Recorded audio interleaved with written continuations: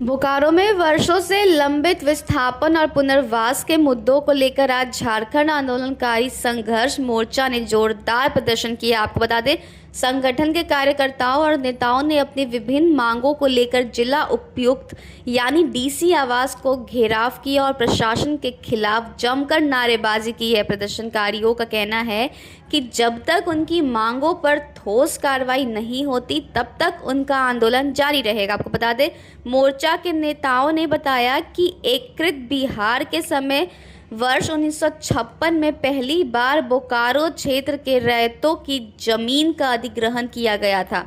इसके बाद अलग अलग चरणों में 64 मौजा और 84 गाँव के लोगों से करीब 64,188 एकड़ जमीन विकास परियोजनाओं के नाम पर ली गई। लेकिन इतने वर्षों के बाद भी बड़ी संख्या में विस्थापित परिवारों को न तो उचित मुआवजा मिला, न रोजगार मिला और न ही पुनर्वास की व्यवस्था पूरी तरह लागू हो सकी।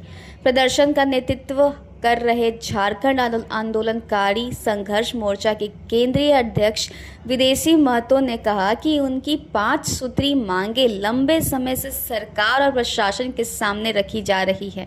उन्होंने दावा किया कि पहले भी प्रशासन के साथ हुई बैठकों में विस्थापितों को मुआवजा, नौकरी और अन्य सुविधाएं देने पर सहमति बनी थी, लेकिन उन फैसलों को आज तक जमीन पर लागू नहीं किया गया। आप बता दें, विदेशी महतो ने कहा कि जिला प्रशासन की ओर से पहले भी समस्याओं के समाधान का आश्वासन दिया गया था, लेकिन अब तक स्थिति में कोई बदलाव नहीं आया। उन्होंने वह कहा कि संगठन का आंदोलन पहले अनिश्चितकालीन रखने का फैसला किया गया था, लेकिन डीसी के अनुरोध पर फिलहाल आंदोलन को कुछ समय के लिए स्थगित किया गया है। प्रशासन ने 1 सप्ताह का समय मांगा था, लेकिन संगठन ने जनता के हित को देखते हुए 15 अगस्त तक का समय देने का निर्णय लिया है।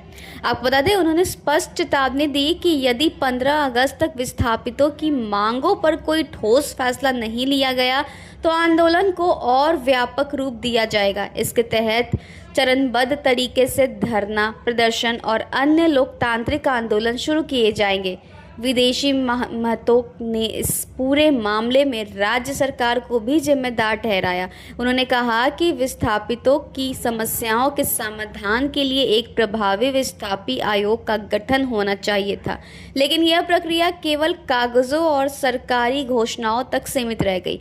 उनका कहना है कि जब तक विस्थापित परिवारों को उनका अधिकार नहीं मिलता तब तक संघर्ष जारी रहेगा। फिलहाल सभी की नज़र जिला प्रशासन और राज्य सरकार के अगले कदम पर टिकी है। अब देखना होगा कि 15 अगस्त तक विस्थापितों की मांगों पर कोई ठोस निर्णय लिया जाता है या फिर बोकारो में एक बार फिर बड़े आंदोलन की शुरुआत होती है। आप लोग डीसी ऑफिस का आवास का घेराव किए, क्या? आज उपायुक्त आवास के सामने का जो घेराव किया गया है, इसका मुख्य है कि अभी तक बराबर, जबकि सुप्रीम कोर्ट का डिग्री है, आदेश है, तब भी लोगों को ज़मीन का न मुआवजा मिला न नौकरी मिला। लगा आज बोकारो के उपायुक्त के आवास के सामने लोगों ने प्रदर्शन किया, घेराव किया है। मुख्य मकसद इसका यही है कि अभी तक लगातार जिनकी ज़मीन गई, अभी लगभग 11,000 लोगों को नौकरी नहीं मिला। इसके लिए बराबर लड़ाई लड़ते रहे। यही नहीं, एक तो ज़मीन पर लड़ा और हाई कोर्ट, सुप्रीम कोर्ट तक चले गए। सुप्रीम कोर्ट का फैसला किसानों के पक्ष में हुआ है। विदेशी महतो के नेतृत्व में आंदोलन ही होता रहा और पक्ष में हुआ है। इसके बावजूद भी अभी तक प्रशासन और ये BCCL का जो प्रबंधन है उसने नौकरी नहीं दिया। इसी को लेकर के आज आंदोलन यहाँ किया गया है। जैसा कि उपायुक्त महोदय ने आश्वासन दिया है कि 1 सप्ताह के अंदर सारा कागजात आप दे दीजिए। कागजात देने के बाद इस पर हम विचार करेंगे और महीने महीने हम उसका रिव्यू करेंगे कि कितने लोगों को नौकरी मिला, नहीं मिला, इसको रिव्यू करेंगे।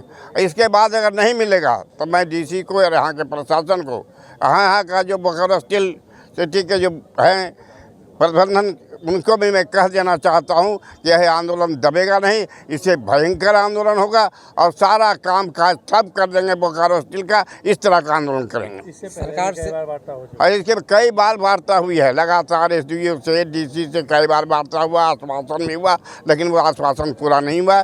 आज आखिरी उन्होंने कहा 1 सप्ताह का समय दिया, इसके बाद भी 15 अगस्त के बाद 15 अगस्त तक नहीं कुछ होता है तो 15 अगस्त के बाद फिर आंदोलन हम लोग शुरू करेंगे। राज्य सरकार से झारखंड